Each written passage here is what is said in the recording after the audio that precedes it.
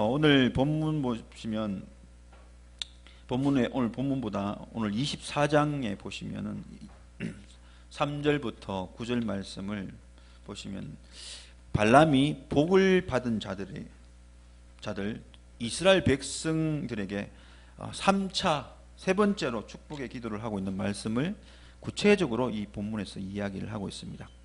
이 발락과 발람의 사건을 보면 이 발락이 모압 왕인 발락이 발람에게 이스라엘을 저주하라고 그랬는데 이 발람은 기도할 때마다 하나님이 그에게 말씀을 주셔서 이스라엘 백성을 저주하지 않고 축복하는 장면들이 나오는데 세 번이나 이스라엘 백성을 축복하는 말씀이 나옵니다. 그 말씀 중에 오늘 세 번째로 이 이스라엘 백성을 축복하는 말씀이 24장 3절부터 9절까지 나오는데요. 한번 눈으로 따라 읽어보십시오. 그가 예언을 전하여 말하되 부올의 아들 발람이 말하며 눈을 감았던 자가 말하며 하나님의 말씀을 듣는 자 전능자의 환상을 보는 자 엎드려서 눈을 뜬 자가 말하기를 야곱이여 내 장막들이 이스라엘의 내 거처들이 어찌 그리 아름다운고 그 벌어짐이 골짜기 같고 그 강가의 동산 같으며 여호와께서 심으신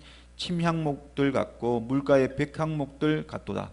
그 물통에는 물이 넘치겠고 그 씨는 많은 물가에 있으리로다. 그의 왕이 아각보다 높으니 그의 나라가 흥왕하리로다. 하나님이 그를 애굽에서 인도하여 내셨으니 그 힘이 들소와 같도다. 그의 적국을 삼키고 그들의 뼈를 꺾으며 화살로 쏘아 꿰뚫으리로다. 끊어 안고 누움이 수사자와 같고 암사자와도 같으니 일으킬 자 누구이랴. 너를 축복하는 자마다 복을 받을 것이요 너를 저주하는 자마다 저주를 받을지로다. 아멘.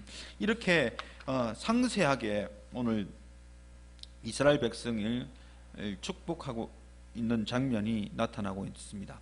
오늘 이 본문을 통해서 우리에게 두 가지 말씀을 주고 있습니다. 24장에서 나오는 이 이스라엘 백성에게 복을 선포하는 발람의 이야기와 오늘 이 본문 25장에 나타나는 이스라엘 백성이 시딤가에서 머무르면서 하나님 앞에 범죄하는 내용, 이 두 가지를 보면서 우리에게 두 가지를 이야기하고 있습니다. 첫 번째 뭐냐면 하나님께 복을 받는 사람들은 어떤 경우에도 그 축복이 변하지 않고 반드시 이루어진다는 사실입니다.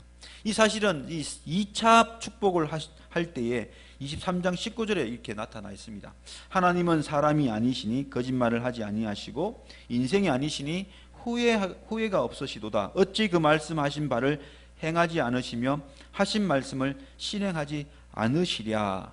이 말씀은 뭐냐면 바로 하나님은 한번 약속하시고 축복하셨으면 반드시 행하시고 이루신다는 것을 이야기를 합니다.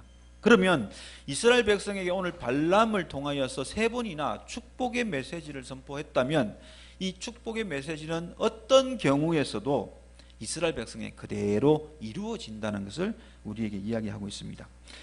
이 23장 20절 21절에 보면 이스라엘 야곱이 범죄하거나 반역을 할지라도 하나님은 축복에서 돌이키지 않겠다고 이야기합니다. 다시 말하면 축복한 것이 있는데 죄를 짓거나 범죄하거나 악을 행함으로 인하여서 하나님은 축복을 취소하지 않는다는 것입니다.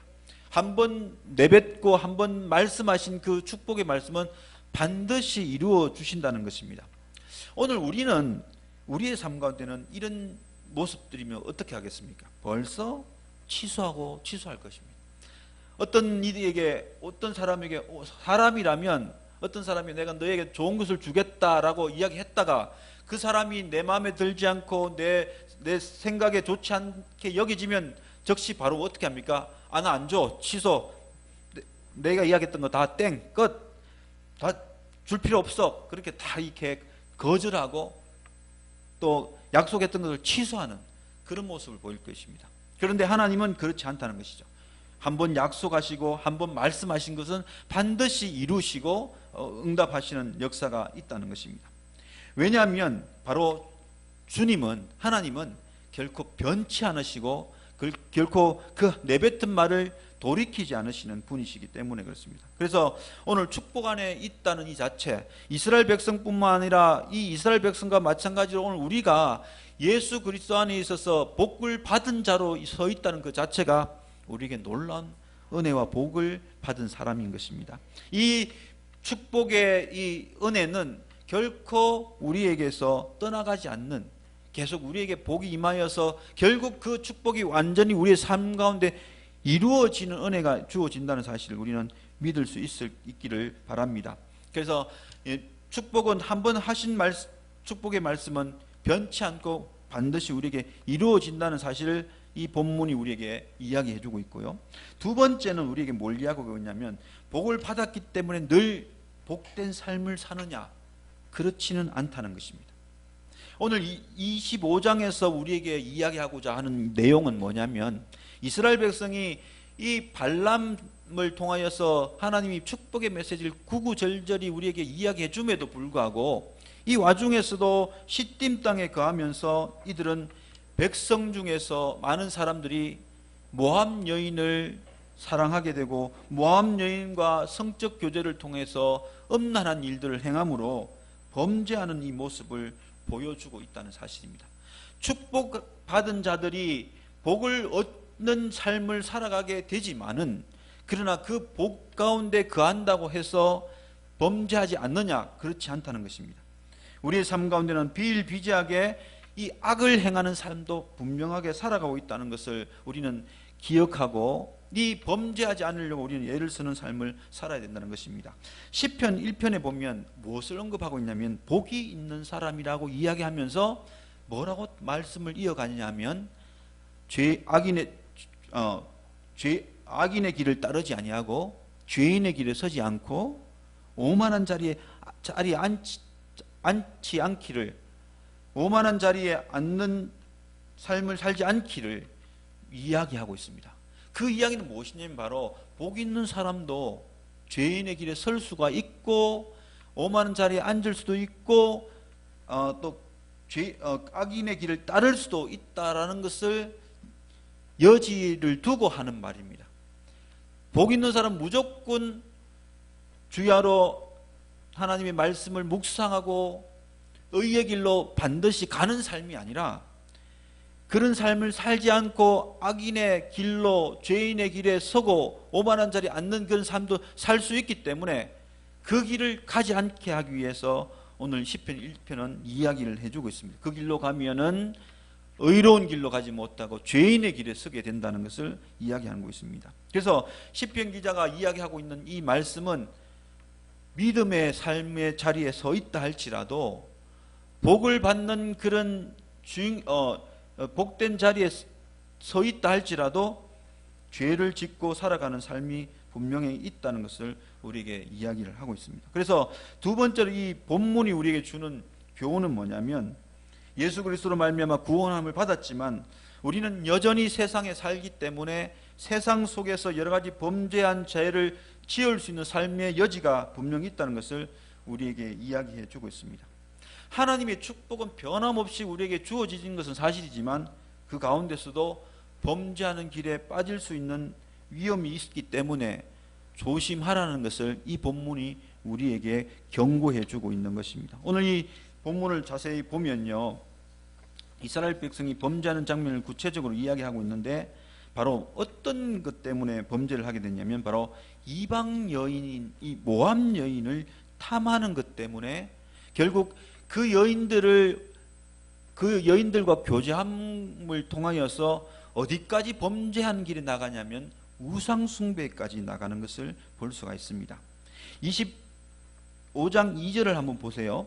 그 여자들이 자기 신들에게 제사할 때에 이스라엘 백성을 청함에 백성이 먹고 그들의 신들에게 절함으로 라고 얘기합니다. 모압 여인과 성적인 만남을 가지고 거기에서 멈추는 것이 아니라, 죄는 죄를 불러오게 하기 때문에 이 여인들을 사랑하게 되고 이 여인들의 요구를 받아들이게 됨으로 인하여서 음행하는 범죄에서 머물지 않고 그 여인들이 섬기는 우상에까지 절하게 되고 그 우상을 섬기게 되는 자리까지 나가게 된다는 사실을 우리에게 보여주고 있습니다. 이 말은 오늘 우리에게 적용을 시키면 무엇을 이야기할 수 있냐면, 우리가 세상을 사랑하게 되면 세상에 있는 그 모든 것도 더 사랑하게 되어서 세상이 요구하는 그 자리까지 나가게 되면 더 큰 범죄의 자리까지 서게 된다는 사실을 우리에게 이야기해 주고 있는 것입니다. 이 모압 여인을 사랑하게 되면 모압 여인의 모든 요구를 들어주게 되어서 이 모압 여인이 섬기는 하나님이 가장 싫어하는 우상의 자리까지 나가게 된다는 것입니다. 이 이야기는 솔로몬의 경우와도 똑같이 볼 수가 있습니다.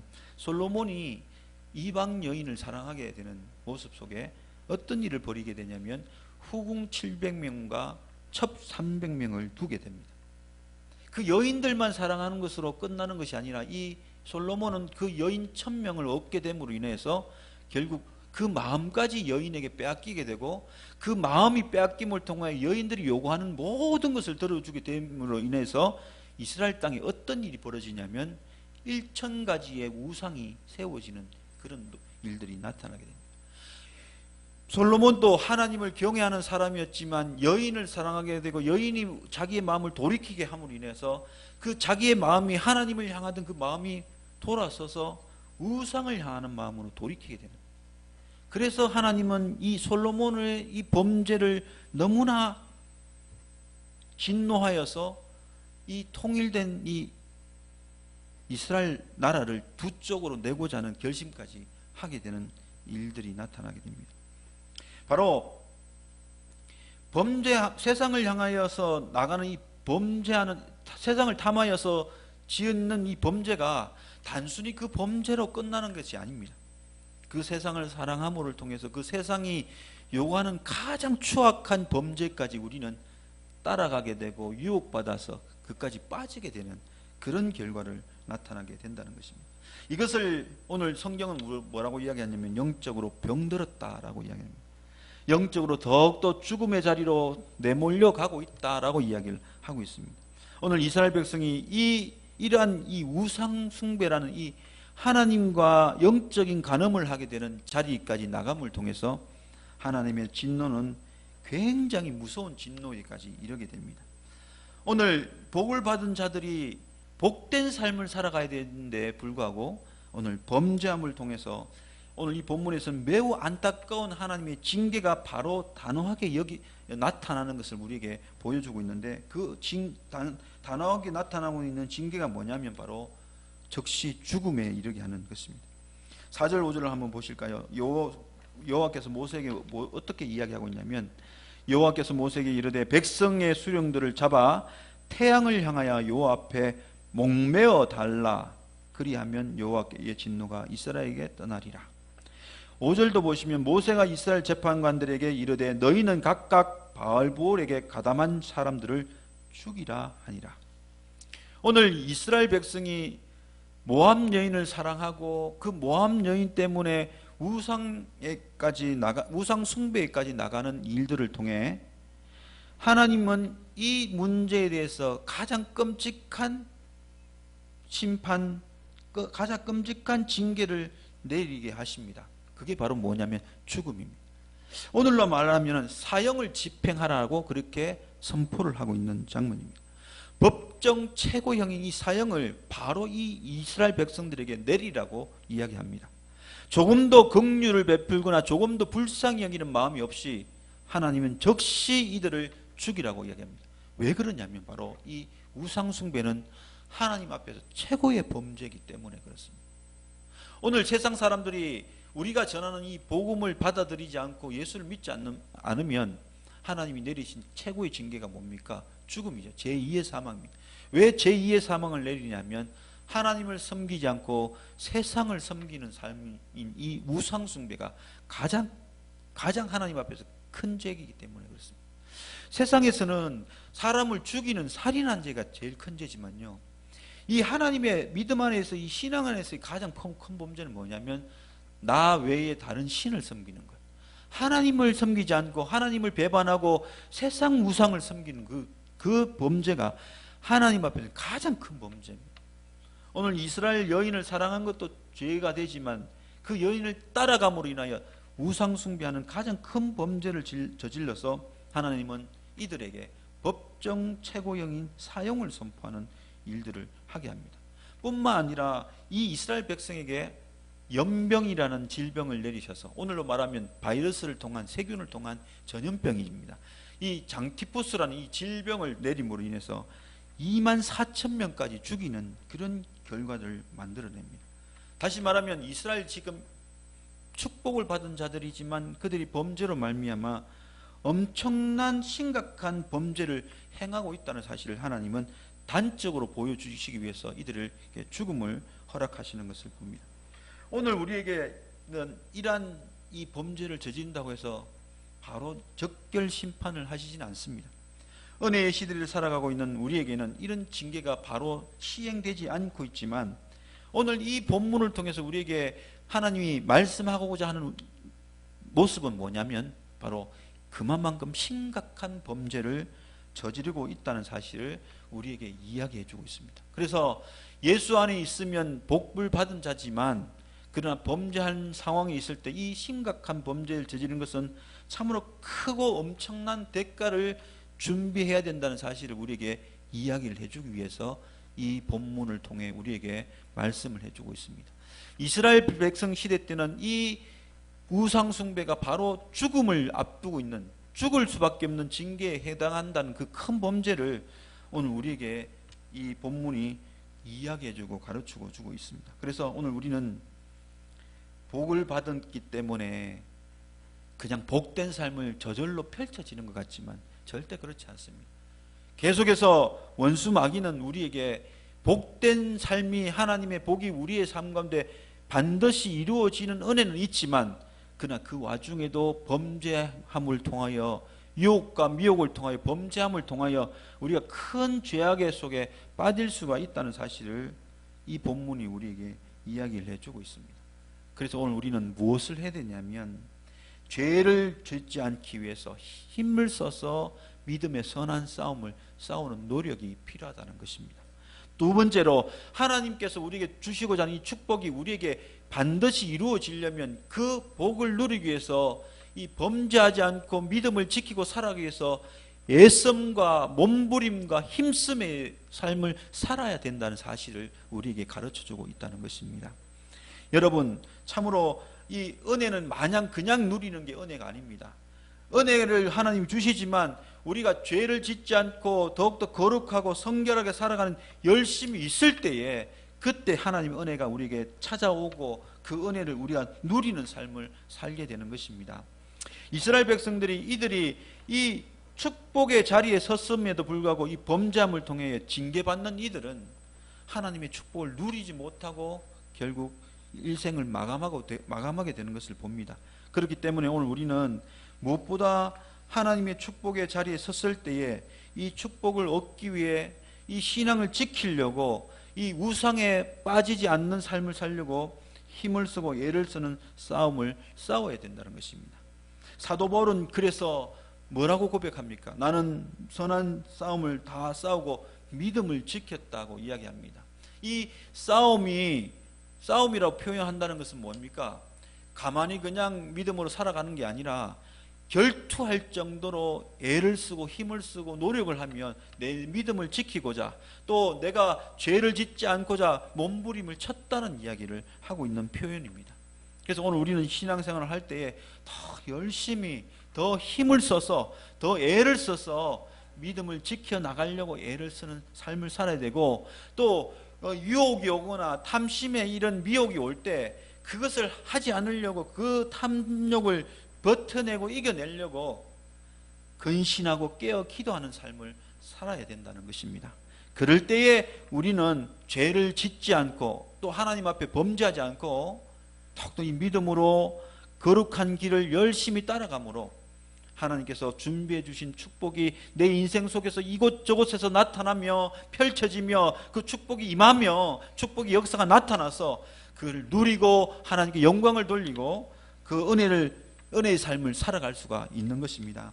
사랑하는 성도 여러분, 오늘 이스라엘 백성들이 그 은혜를 경험하지 못하는 이들은 바로 죄에 빠지고 더 나아가서 큰 범죄 속에 있기 때문에 그들은 심판을 받게 되고 또 죽게 되는 그런 그 안타까운 인생을 맞이하고 말았습니다. 그러나 오늘 이 본문을 우리가 접하면서 이 복된 삶 속에서도 범죄할 수 있는 충분한 이 모습들이 나타나는 것을 보면서 우리는 이렇게 살지 않아야 된다는 사실, 우리는 이렇게 타락하지 않아야 된다는 사실을 다시 한 번 더 생각할 수 있는 귀한 시간이 될 수 있기를 바랍니다.